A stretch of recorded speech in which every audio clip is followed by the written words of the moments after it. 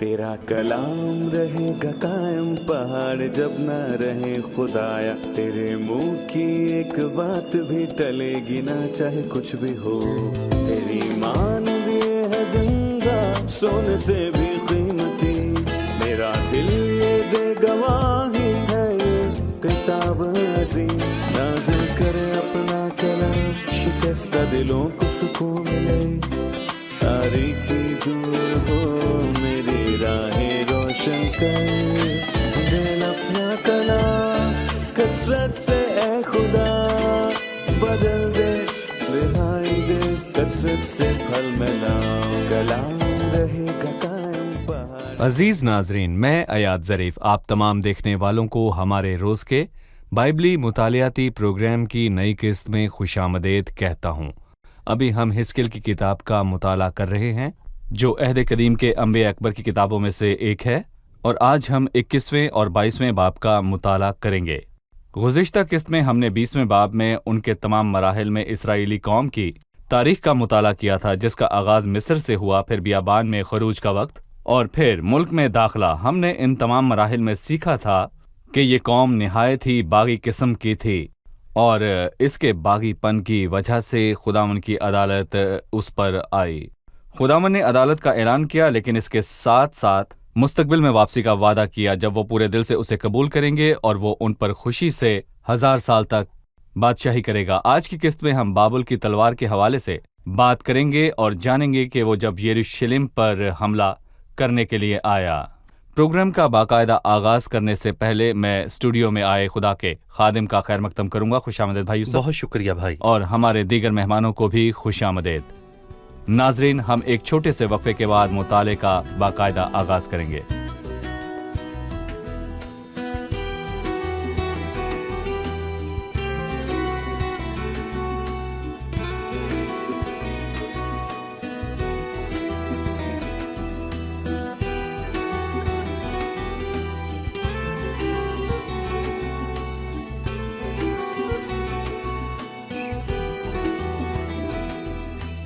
खुशामदीद भाई। शुक्रिया भाई यूसुफ, हम 21वें और 22वें बाब तक पहुंच चुके हैं। आप हमें 21वें बाब का मौजू बताइए। जी भाई यूसुफ।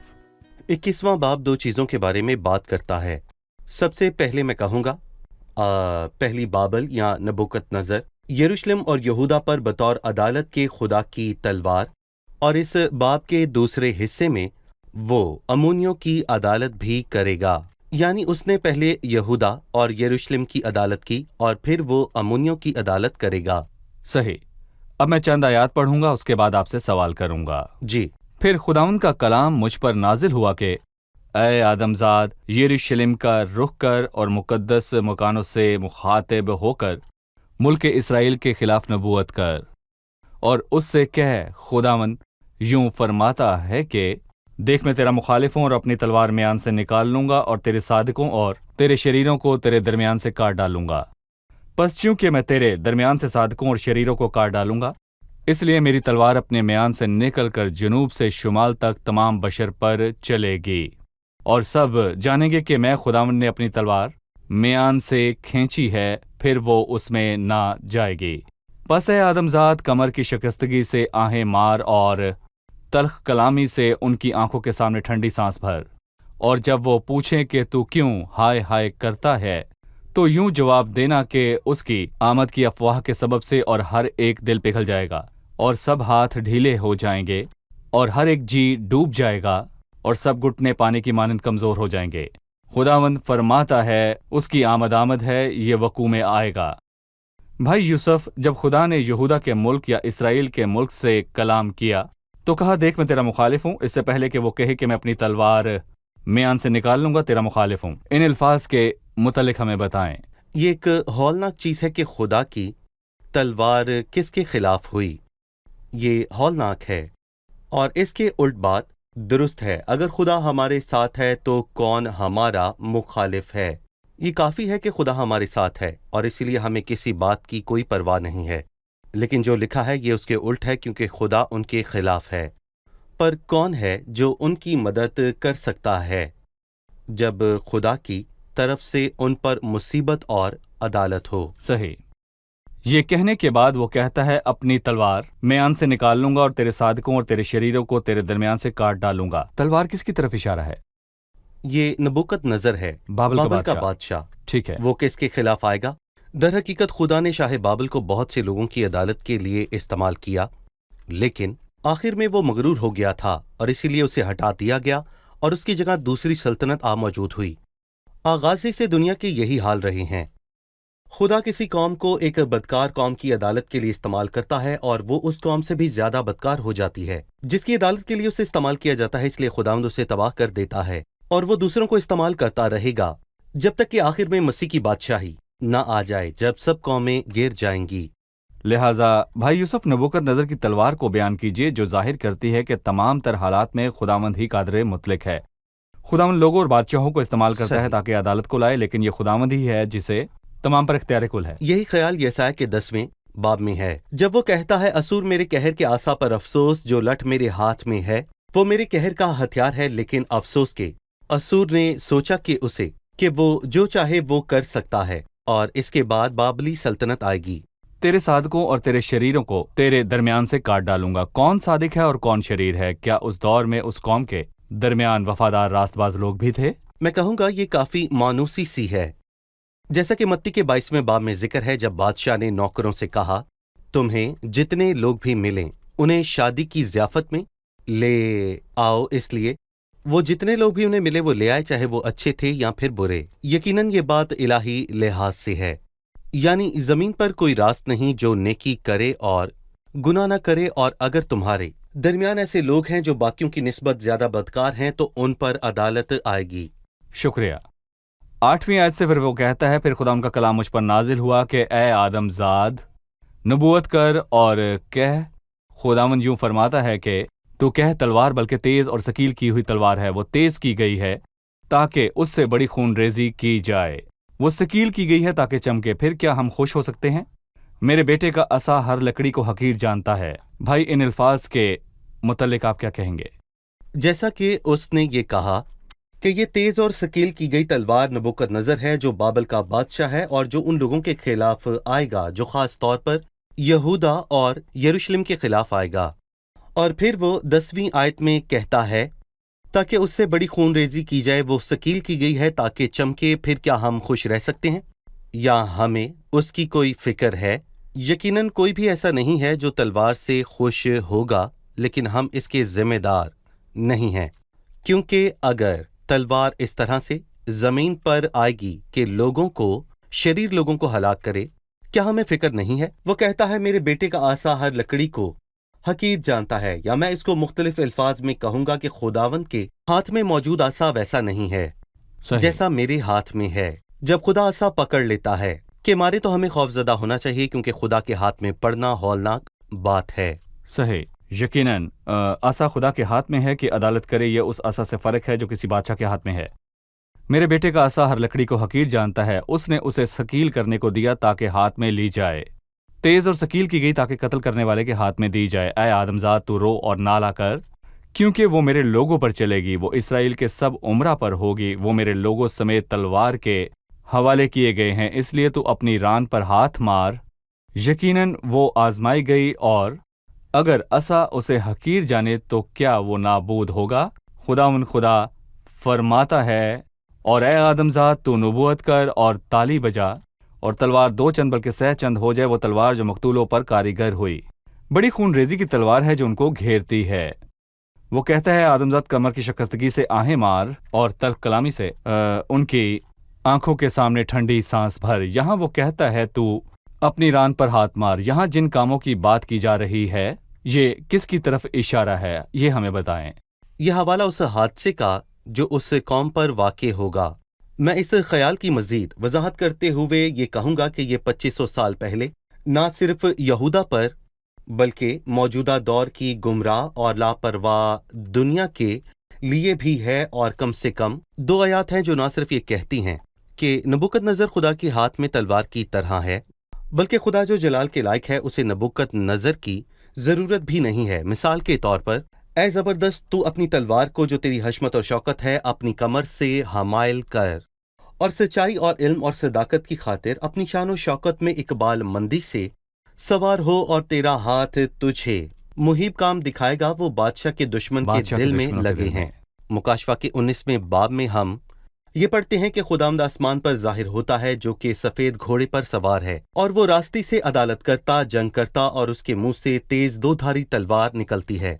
और यकीनन खुदावंद को तलवार थामे हुए यकीनी मानों में जंग में जाने की जरूरत नहीं, क्योंकि खुदा का कलाम हर दो धारी तलवार से ज्यादा तेज है। इसीलिए ये काफी है कि अगर खुदावंद अपने मुंह से कह दे तो सब लोग फना हो जाएंगे। ठीक है भाई, हमें ये जानने की जरूरत है कि एक अदालत है और ये उन लोगों पर आएगी, इसलिए खुदा के हजूर में आह भरना और लोगों को इस ताल्लुक से कत्ल करना।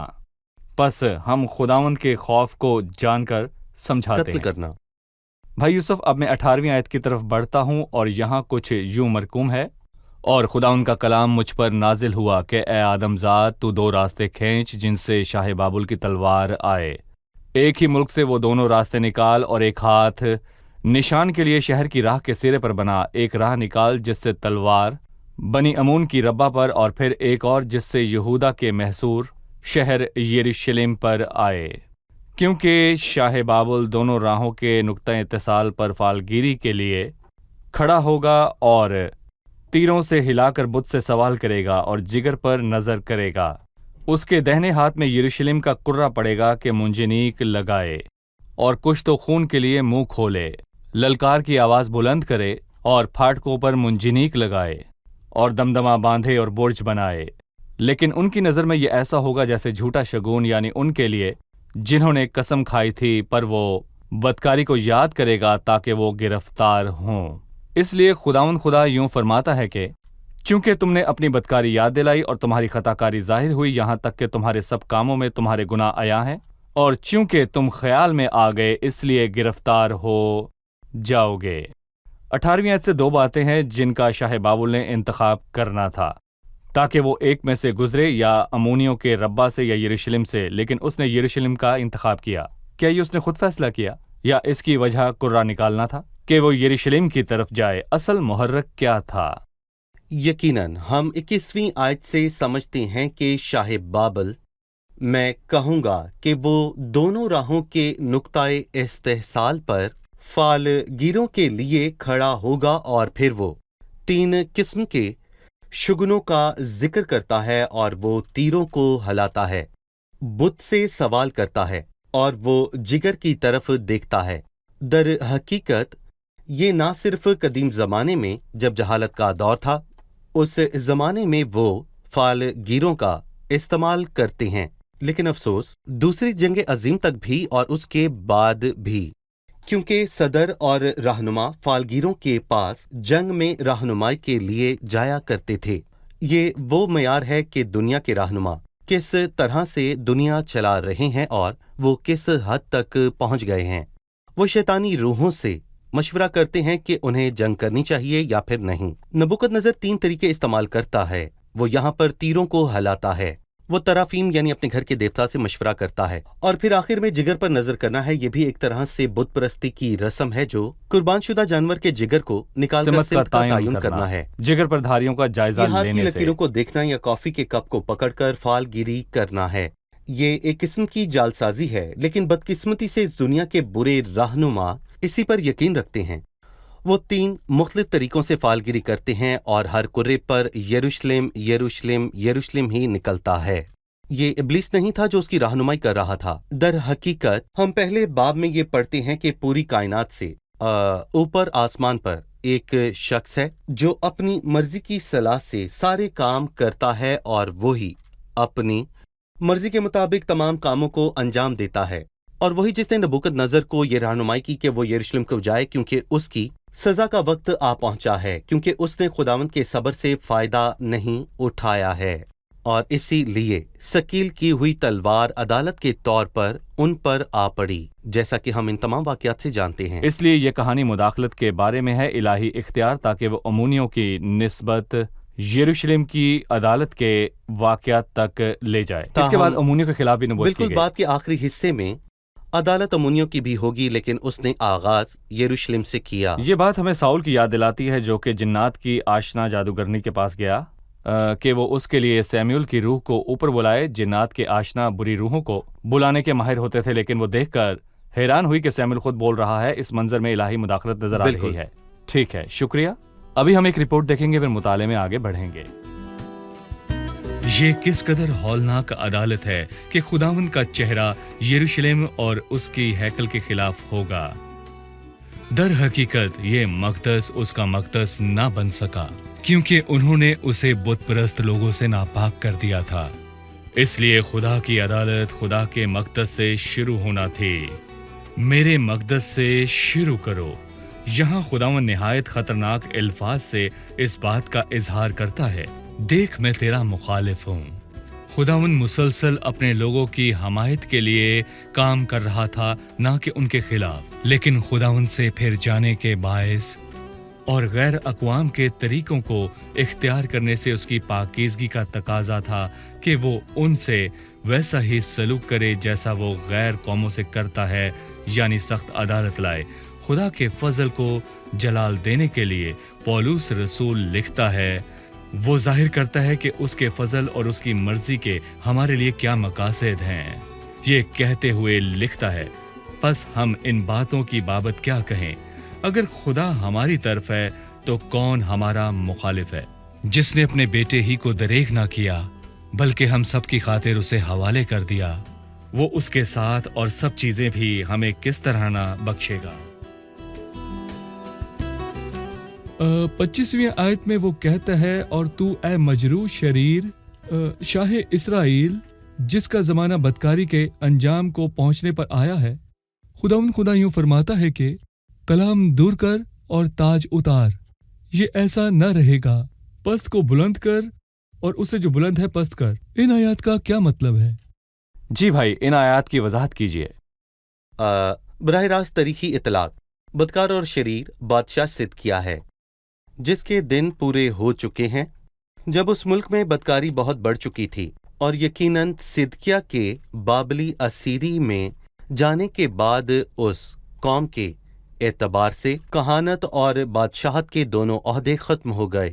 وہ اس تعلق سے یوں کہتے ہیں، کلاں دور کر جو کہ کہانت کو ظاہر کرتا ہے، اور تاج اتار جو کہ بادشاہی کو ظاہر کرتا ہے۔ یہ دونوں چیزیں اس قوم سے چھینی گئیں، لیکن اس بات کی نبوتی گنجائش مستقبل میں بھی ہے کہ کلیسیا کے اٹھائے جانے کے بعد ایک بادشاہ جو کہ صدقیہ سے بھی زیادہ شریر ہوگا آئے گا، اور جسے دانیل 11:36 میں بادشاہ کہا گیا ہے، جو کہ جھوٹا نبی ہے، اور وہ کہانت اور بادشاہت کا دعویٰ کرے گا اور وہ نبوت بھی کرے گا، جیسا کہ مسیح بادشاہ ہے، کاہن ہے اور نبی ہے، پر یہ ناپاک شخص ان تمام باتوں کا دعویٰ کرے گا۔ میں اس بات میں فرق دیکھتا ہوں جس کا ذکر اعمال کے 3 باب میں ہوا ہے۔ ہم نے اس قدوس اور راست باز کا انکار کیا۔ یہاں ایک پاک اور ایک بدکار شخص آنے والا ہے۔ لفظ ناپاک قدوس کا متضاد ہے، اور وہ بدکار شخص راست شخص کے خلاف ہے۔ اور پھر وہ کہتا ہے پست کو بلند کر، اور اسے جو بلند ہے پست کر، میں ہی اسے الٹ دوں گا۔ اور میں یہاں پر کہوں گا کہ لفظ الٹ کو 3 مرتبہ غیر قوموں کے دور کو ظاہر کرتا ہے، جیسا کہ بابل سے فارس کی جانب سلطنت منتقل ہوئی اور پھر فارس سے چھین کر یونانیوں کو دی گئی، اور تیسری مرتبہ یونانیوں سے چھین کر رومیوں کو دی گئی، لیکن آخری بادشاہت ابن آدم اس لیے دنیا بد سے بدترین چلی ہوتی جا رہی ہے۔ جی ہاں، یہ بدتر ہوتی چلی جا رہی ہے، تاہم بادشاہت الٹائی نہیں جائے گی، کیونکہ یہ مسیح کی بادشاہی ہے جو ان سب باتوں کو ٹھیک کرے گی جو 2500 سال سے خراب ہی چلی آ رہی ہیں، وہ ان کو ٹھیک کرے گا۔ صحیح۔ بھائی یوسف 18ویں آیت سے شروع کرتے ہوئے وہ امونیوں کی عدالت کے بارے میں بات کرتا ہے۔ اگرچہ نبوکت نظر کے سامنے 2 راستے ہیں، لیکن وہ یروشلم کو تباہ کرنے کو گیا۔ امونیوں کی عدالت کب ہوئی اور کب اور کیوں اس کی تکمیل ہوئی؟ دیکھیں، یروشلم کی عدالت کرنے کے بعد میں کہوں گا کہ امونیوں کی باری آئی پر افسوس، جیسا کہ ہم دیگر ابواب میں سے سمجھ حاصل کر سکتے ہیں کہ وہ یروشلم کی عدالت ہونے پر بہت زیادہ خوش ہوئے تھے اور اپنے پڑوسی کے گر جانے پر بہت خوش ہوئے تھے، لیکن وہ بھی عدالت سے نہ بچیں گے۔ صحیح۔ 22واں باب یروشلم کے گناہوں کے بارے میں بتاتا ہے جن کے لیے خدا کی عدالت درکار تھی۔ وہ کس قسم کے گناہ تھے؟ دیکھیں، پہلی آیت سے میں کہوں گا کہ پہلی آیت سے 13ویں آیت تک لفظ خون 7 مرتبہ دہرایا گیا ہے۔ جی۔ आए हम अब ये देखते हैं। मैं कहूँगा कि इन 7 में से आखिरी मर्तबा यानी 13वीं आयत में लिखा है, देख तेरे नारफा नफे के सबब से जो तूने लिया, तेरी खूनरेजी के बायस जो तेरे अंदर हुई, मैंने ताली बजाई। हम नापाकी और शरारत को देखेंगे, हम ज़बा और जलमुना के बुतों को देखेंगे जो 2 बुत परस्त बादशाह थे। जब उन्होंने बुतों की पूजा की तो खुदा ने उन्हें नापसंदीदा अकल के हवाले कर दिया और फिर इसी सबब से कत्ल और जिनाकारी बढ़ गई। और वो जो खुदा को भुला देते हैं उन्हें कुछ नहीं मिलेगा सिवाय इब्लीस के, जिसके पास नापाकी और शरारत के सिवा और कुछ नहीं, जैसा कि हम उसके बारे में पहली 13 आयत में वाज़ेह तौर पर देखते हैं। 17वीं आयत से शुरू करते हुए वो कहता है, और खुदावन का कलाम मुझ पर नाजिल हुआ कि ए आदमजाद, बनी इसराइल मेरे लिए मैल हो गए हैं। वो सब के सब पीतल और रांगा और लोहा और सीसा हैं जो भट्टी में हैं। मजीद लिखा है कि वो चांदी की मैल हैं। भट्टी धातों को साफ करने का जरिया है। ये काबिल गौर है कि वो उन कौमों को यहाँ बताई गई धातों से जोड़ता है, लेकिन वो सोने का जिक्र नहीं करता। ये बात किस तरफ इशारा करती है?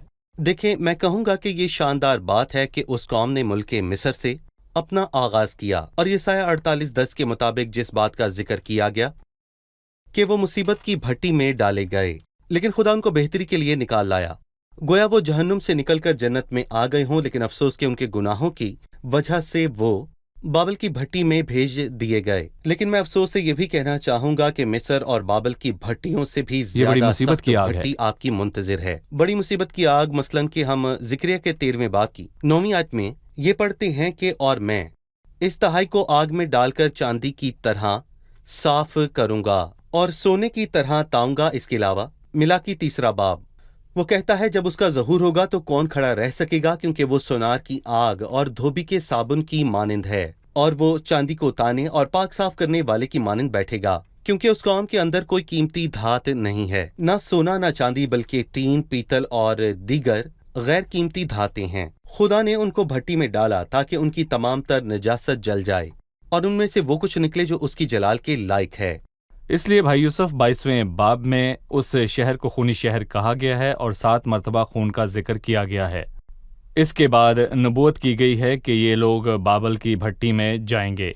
अफसोस कि जब इस बात को धातों से मिलाया गया तो इसमें सोने का जिक्र नहीं है, क्योंकि ये अपनी कीमत खो चुका है। मुझे 27वीं और 30वीं आयत के ताल्लुक से आपकी राय की ज़रूरत है। 27वीं आयत में वो कहता है, उसके उम्रा उसमें शिकार को फाड़ने वाले भेड़ियों की मानिंद हैं जो नाजायज़ नफ़ा की खातिर खूनरेजी करते और जानों को हलाक करते हैं, और उसके नबी उनके लिए कच्ची कहगल करते हैं, बातिल रोया देखते और झूठी फालगिरी करते हैं और कहते हैं कि खुदा यूं फरमाता है, हालांकि खुदावन ने नहीं फरमाया। 30वीं आयत है, मैंने उनके दरमियान तलाश की कि कोई ऐसा आदमी मिले जो फसील बनाए और उस सरजमीन के लिए उसके रखना में मेरे सामने खड़ा हो ताकि मैं उसे वीरान ना करूं, पर कोई ना मिला। हमें उम्रा और नबियों के ताल्लुक से बताइए, और 30वीं आयत के मुतल्लिक भी। आप 13वीं आयत से लेकर आखिर तक देख सकते हैं कि 7 चीजें दोहराई गई हैं। 24वीं आयत में लिखा है, तो वो सरजमीन है जो पाक नहीं की गई है। 25वीं आयत जिसमें उनके नबियों ने साजिश की है शिकार को फाड़ते हुए गरजने वाले शेर बब्बर की मानिंद वो जानवरों को खाएंगे, और 26वीं आयत में लिखा है, उसके काहिनों ने यानी कि कुछ भी अच्छा नहीं है। 27वीं आयत उसके उम्रा भेड़ियों की मानिंद हैं। 28वीं आयत एक हकीकी तबाही और उसके नबी उनके लिए कच्ची काहगुल करते हैं और वो कहते हैं, खुदावंद खुदा यूं फरमाता है, हालांकि खुदावंद ने नहीं फरमाया। और 29वीं आयत में छठी चीज उस मुल्क के लोगों ने सितमगरी और लूट मार की है। आखिरी यकीनन बदतरीन चीज मैंने इनके दरमियान तलाश की, यानी उनके हालात ठीक नहीं, और खुदावंद सिर्फ एक शख्स की तलाश में है। किसकी खातिर? जैसा कि उसने यिर्मयाह 5 में कहा कि इधर उधर गश्त करो, देखो और दरियाफ्त करो, और जो सच्चाई का तालिब हो तो मैं उसे माफ करूंगा। लेकिन अफसोस कि मैंने उनके दरमियान तलाश की कि कोई ऐसा शख्स मिले जो फसील बनाए और उस सरजमीन के लिए उसके रखना में मेरे सामने खड़ा हो ताकि मैं उसे वीरान ना करूं, पर कोई ना मिला। तो फिर खुदा का बेटा जो खुदावंद यीशु मसीह है वो खुद आया ताकि वो ऐसा शख्स हो जो रखना में खड़ा हो, ताकि खुदा हमें हलाक ना करे, ताकि वो इंसानों को हलाक ना करे। मसीह के कफारे की वजह से, जिसने कहर के दिन खुदा की अदालत का सामना किया, हमें अब्दी जिंदगी हासिल हुई। पहले ज़बूर में आदमी के तौर पर मसीह का हवाला देते हुए वो एक रास्तबाज शख्स के बारे में बात करता है। زکریا 13 میں ایسے شخص کے تعلق سے جو خدا کا ساتھی ہے، اور اعمال 17ویں باب میں ایسے شخص کے طور پر جو آخری دن عدالت کے لیے آئے گا۔ مسیح وہ شخص ہے۔ آئیے مہمانوں سے ان کا سوال جانیں۔ 30ویں آیت میں نے ان کے درمیان تلاش کی کہ کوئی ایسا آدمی ملے جو فصیل بنائے اور اس سرزمین کے لیے اس کے رخنہ میں میرے سامنے کھڑا ہو تاکہ میں اسے ویران نہ کروں، پر کوئی نہ ملا۔ تو پھر یرمیہ، دانیل اور اس کے ساتھیوں اور دیگر راست باز مردوں کے بارے میں کیا خیال ہے؟ جی بھائی یوسف۔ مثال کے طور پر یرمیہ ایک دیندار راست باز تھا، لیکن کیا اس کی گواہی اور خدمت کو قبول کیا گیا تھا؟ دیکھیں، یرمیہ خود بھی مرنے کو تیار تھا اگر خدا اسے نہ بچاتا۔ جی۔ اسے کئی بار کیچڑ میں پھینکا گیا، وہ مرنے کے قریب تھا، لیکن میں کہوں گا کہ خدا ایسے شخص کی تلاش میں ہے جو اکیلا ہی کھڑا ہو سکے اور وہ دیوار بن سکے اور اس کے حضور ملک کی خاطر رکھنے میں کھڑا ہو، یعنی نہمیہ کی طرح قوم کے لیے بابرکت ہو۔ کوئی بھی ایسا شخص نہ تھا جو قوم کو خدا کی طرف واپس لے آئے۔ اس کے برعکس وہ ان دیندار لوگوں کو مارنا چاہتے تھے۔ یعنی یرمیہ کی اور حزقیل کی خدمت کو رد کیا گیا تھا۔ ٹھیک ہے، شکریہ بھائی، خداوند آپ کو برکت دے۔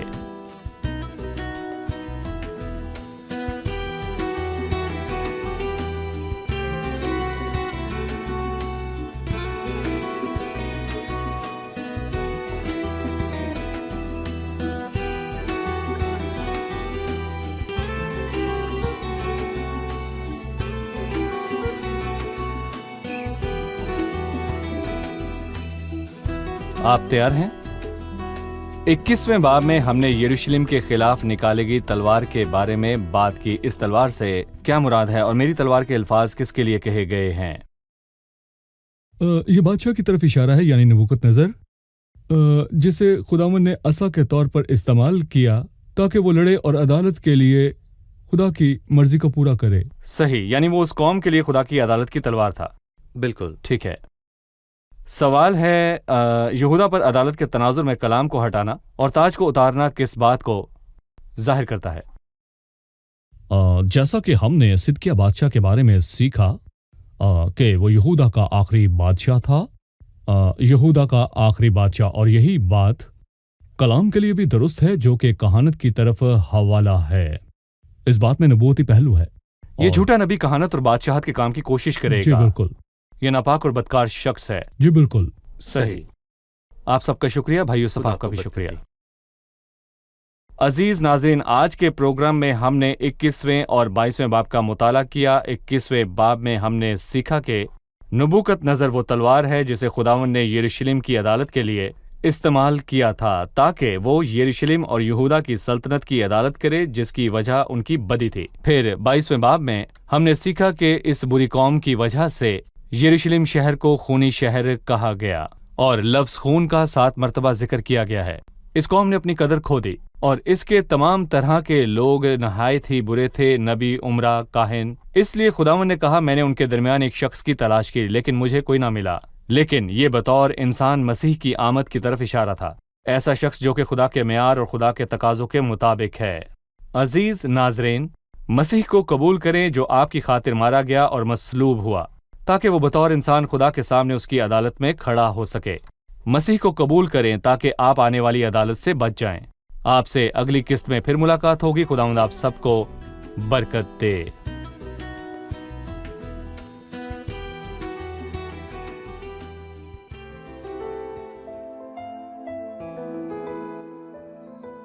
تیرا کلام رہے گا قائم، پہاڑ جب نہ رہے خدایا، تیرے منہ کی ایک بات بھی ٹلے گی نہ چاہے کچھ بھی ہو، تیری مان دیے ہے زندہ سونے سے بھی قیمتی، میرا دل یہ دے گواہی ہے یہ کتاب عظیم، نازل کرے اپنا کلام، شکستہ دلوں کو سکون ملے، تاریکی دور ہو میری راہیں روشن کر، دل اپنا کلام کثرت سے اے خدا بدل دے، رہائی دے کثرت سے پھل ملاؤ، کلام رہے گا قائم، پہاڑ جب نہ رہے خدایا، تیرے منہ کی ایک بات بھی ٹلے گی نہ چاہے کچھ بھی ہو۔